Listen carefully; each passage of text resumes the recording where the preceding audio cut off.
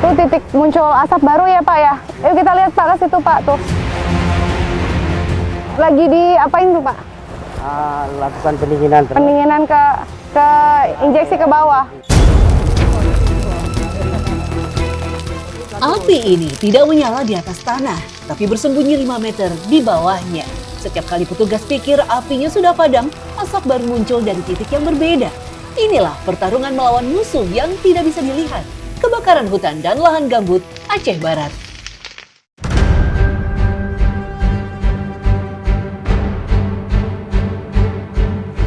Beberapa pekan lalu, 5 dari 12 kecamatan di Kabupaten Aceh Barat menyala.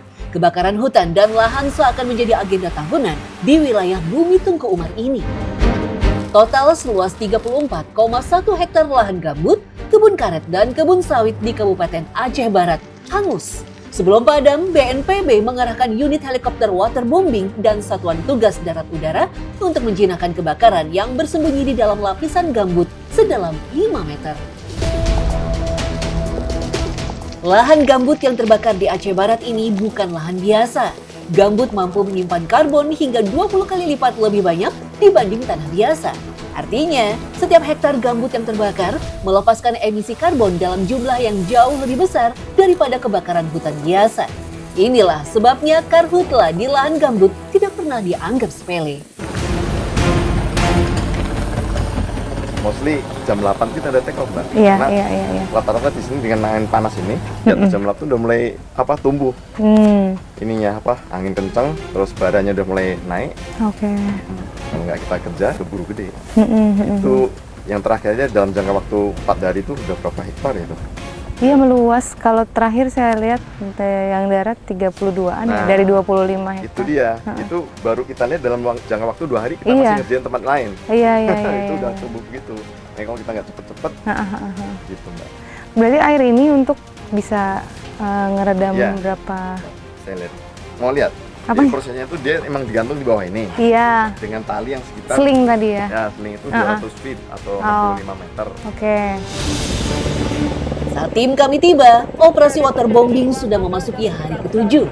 Titik-titik api berangsur padam, tapi rekaman operasi yang kami saksikan memperlihatkan betapa tidak mudahnya pertarungan ini melawan musuh yang tidak terlihat di atas tanah.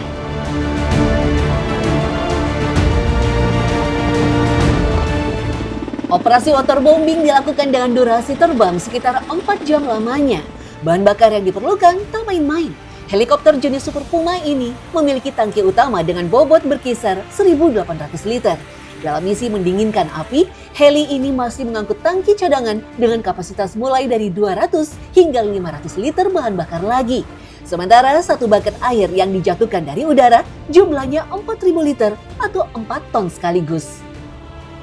Nah ini di dalam heli ternyata penuh sama tangki-tangki bahan bakar cadangan.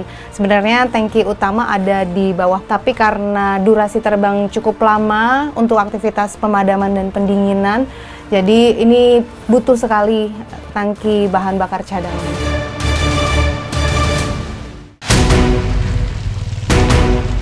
Kami bertolak menuju salah satu titik api di TKP Kecamatan Samatiga. Disinilah api terakhir kali terlihat dan disinilah kami bisa melihat sendiri kenapa gambut yang terbakar begitu sulit dipadamkan. Ternyata nggak hanya bonceng berdua pakai ATV, tapi berempat.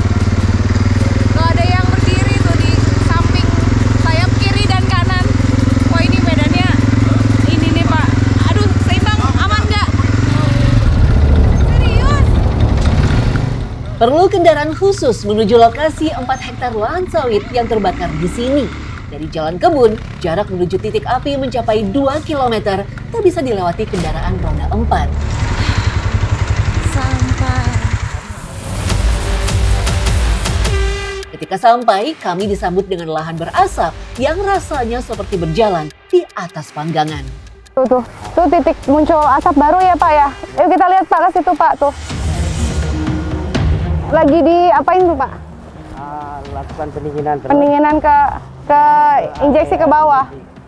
Disuntik kayak gitu, diinjeksi ke bawah. Berarti di bawah sini lah nih titik bara apinya. Kan tadi kelihatan ya pas diinjeksi tuh asapnya muncul dari dalam tanah gambut. Inilah yang membuat karhutla gambut berbeda dari kebakaran biasa. Dan inilah yang membuat api di sini butuh 7 hari operasi baru bisa dinyatakan padam. Agak susah dikontrol, Pak. Nggak apa-apa. Ini tekanannya masih rendah nih, Bu. Oh, ini tekanan rendah kayak gini. Masih nggak begitu.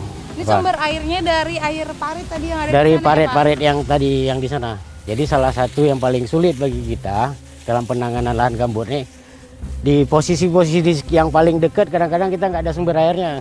Nah, maka tadi ini kan agak lumayan jauh kita gelar selangnya. Lokasi yang terbakar ini merupakan perkebunan sawit milik warga. Saat kemarau tiba, lahan gambut kering menjadi pemicu utama sebab gambut berubah menjadi bahan bakar karbon yang sangat padat dan mudah terbakar. Ketika api muncul, petugas kesulitan mencari sumber air dan cakupan lahan yang terbakar amat luas.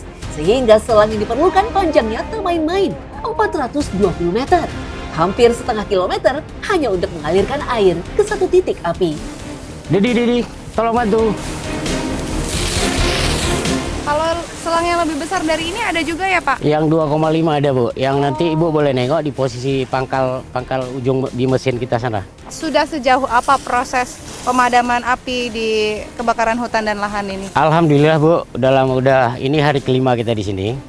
Di hari kelima semalam juga ada curah hujan dan juga kita dibantu dengan waterbombing. Jadi Ibu bisa nengok masih ada titik-titik asap yang ada. Kalau titik-titik asap yang ada itu kita biarin, itu jadi masalah lagi. Jadi kalau dilihat sebelah sini sudah pendinginan, nah di sana dikhawatirkan muncul potensi titik api baru ya Pak ya. Karakteristik lahan gambut berbeda dengan hutan biasa. Ketika terbakar, api tak hanya menjalar di atas tanah, namun menyusup ke lapisan permukaan bawah tanah. Di lokasi ini, kedalaman lahan gambut mencapai 5 meter. Lapisan tanah yang berpori seperti spons ini mampu menyimpan bara api dalam waktu yang sangat lama, bahkan setelah permukaannya terlihat padam sekalipun. Di dalam. Wah, ini ada bara api. Aduh, saya nggak pakai sarung tangan. Wah, ngeri ya. Oh, dan nggak usah pegang. Masih sulit dia matinya ya, karena padahal ini kayu lapuk basah gini ya.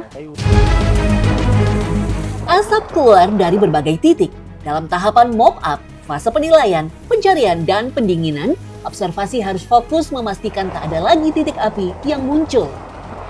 Berat ya selangnya ternyata. Oke. Ini ternyata selangnya tuh nggak enteng gitu, terus ngikutin arus airnya keluar tuh harus seimbang. Kalau nggak seimbang goyang-goyang selangnya nih. Nih arahnya arah titik-titik yang masih ada asap-asap kecil ya Bang ya. Api di Samatiga sudah padam, tapi di Kecamatan Bubon ada luka yang lebih dekat. Kebakaran terjadi hanya 1 kilometer dari rumah warga dan tidak satupun yang mengungsi.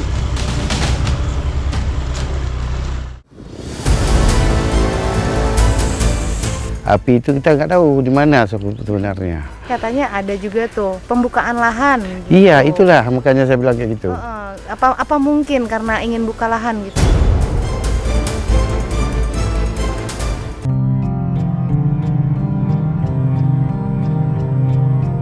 Satu kilometer. Sejauh itulah jarak api dari rumah warga di sini.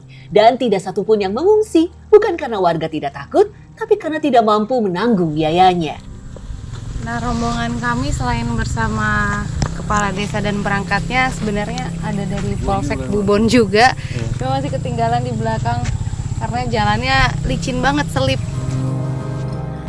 Kecamatan Bubon menjadi titik api karhutla yang pertama kali muncul di Kabupaten Aceh Barat tahun ini. Di desa yang terdiri dari 3 dusun ini, mayoritas penduduk merupakan petani sawit dan karet dengan lokasi perkebunan yang berjarak amat dekat dengan permukiman padat. Mbak, ini lokasi yang paling dekat dengan masyarakat kita yang terjadi karhutla kemarin. Jaraknya sekitar 1 kilo dari perumahan warga yang ada di sana. Untuk warga yang merasakan cuma asap itu. Berapa lama mungkin Pak itu asap dari sekitar permukiman waktu itu? Untuk asap kita tergantung cuaca. Biasanya muncul asap itu setelah jam 4 sore. Karena angin kencang di lokasi kejadian kebakaran ini biasanya di sore hari sampai malam, Bu. Peristiwa nahas ini mengejutkan aparat dan warga karena merupakan kali pertama terjadi di Desa Kuta Padang dan Desa Berawang. Api yang muncul sangat cepat merambat dan menghanguskan puluhan hektar lahan. Pihak kepolisian melakukan investigasi, namun hingga kini belum ditetapkan pihak yang bertanggung jawab.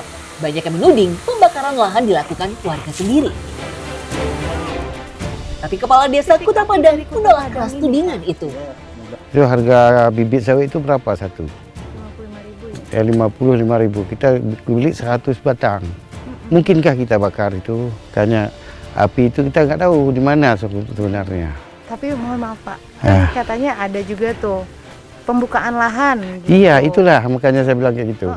Apa mungkin karena ingin buka lahan gitu Pak? Bukan. Ketika api menyala pada 31 Mei silam, desa yang dihuni lebih dari 1.000 jiwa ini, seluruh penduduknya memilih tidak mengungsi. Padahal selain asap kabut yang membahayakan, rumah mereka termasuk ke dalam zona merah Karhutlah. Waktu terjadi kebakaran, warga Bapak tidak ada yang mengungsi? Tidak ada. Memang kenapa nggak mengungsi Pak? karena jauh dari sini kan 1 kilo. Karena dia nampaknya dia kalau mengungsi rugi dia lagi. Inilah keseharian warga Desa Rawan Karhutlah, Kuta Padang. Mayoritas sumber penghasilan warga berasal dari hasil pertanian padi hingga perkebunan karet dan sawit. Pagi itu saya bertemu Rusna dan kawan-kawannya di sawah. Buruh tani padi yang saat ini masuk fase tanam. Dalam sehari, para buruh mendapat upah Rp50.000 untuk garapan 400 meter persegi lahan. Bagi lansia seperti Rusna, kebakaran yang terjadi sejauh 1 kilometer dari rumahnya adalah ketakutan yang tak bisa mereka lawan. Seram ya Mak ya lihat asap itu ya?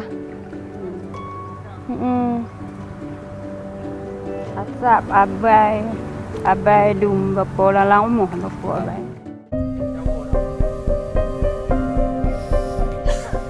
Rusna sudah 60 tahun. Saat ini ia tinggal bersama anak dan menantunya di rumah kayu yang rawan terbakar. Sementara Rusli, suaminya, mengidap stroke sejak 3 tahun silam.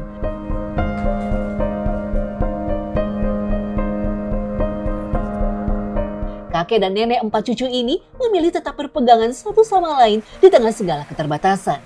Saat dulu masih produktif bekerja, Pak Rusli memiliki lahan perkebunan karet yang kini sudah habis dilalap api. Itu kan nggak tahu ya kan arah dari mana apinya. Ya tiba-tiba pokoknya udah ada laporan masyarakat hutan terbakar, kebun terbakar. Kan sayang masyarakat, ya kan, menyusahkan masyarakat itu. Berapa luas yang terbakar punya Bapak? Punya Bapak 1,5 hektar. Ya kagetlah kami ya kan karena belum pernah kayak itu. Ya cuma baru ini aja yang kami lihat yang kayak gitu ya kan, kebakaran kayak gitu. Besar apinya? Ya besar lah. Hampir mencapai 20 hektar lah yang terbakar. Di desa ini? Ya, lebih kurang 20 hektar. Kelihatan nggak kalau dari rumah? Nampak asap, ujung-ujung api kayak itu kalau malam ya kan. Sore nampak.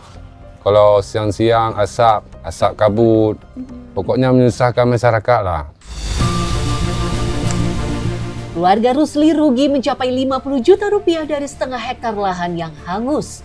Bayangkan, itu baru satu keluarga dari total 34,1 hektar lahan yang terbakar di seluruh Aceh Barat. Nggak mungkin lah warga bakar karena ya kan itu kan merugikan diri sendiri ya kan.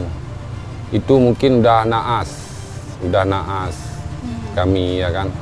Di mana titik api kan kami nggak tahu ya kan. Nah, cuma gitu. Kami aja kalau untuk mau nanam lagi kan susah. Itu aja yang udah kami nanam, bibit dikasih untuk bantuan.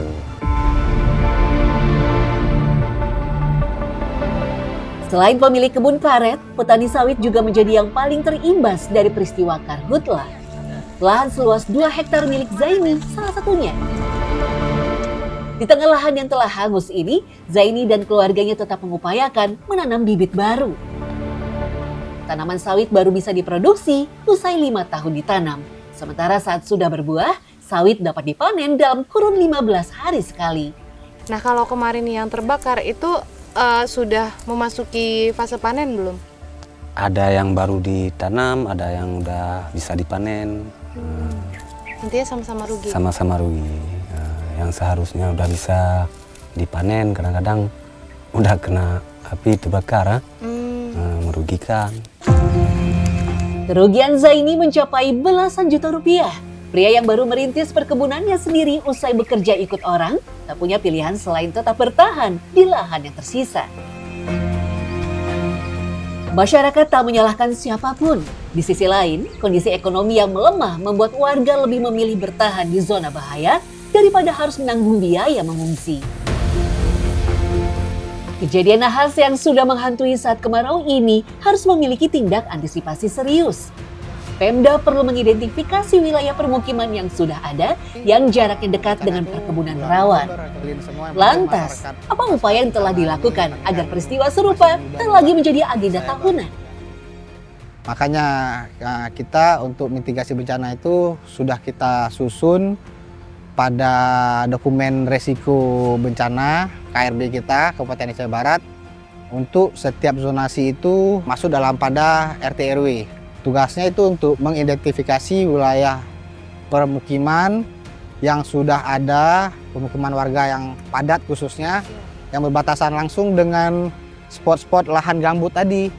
Yang lokasi Karhutla ini lumayan dekat sama pemukiman yang rawan terbakar untuk membangun saluran pembatas antara pemukiman dengan perkebunan. Api di Aceh Barat sudah padam, tapi masalahnya belum. Warga masih berdiri di atas abu kebun mereka sambil memikirkan dari mana harus mulai lagi.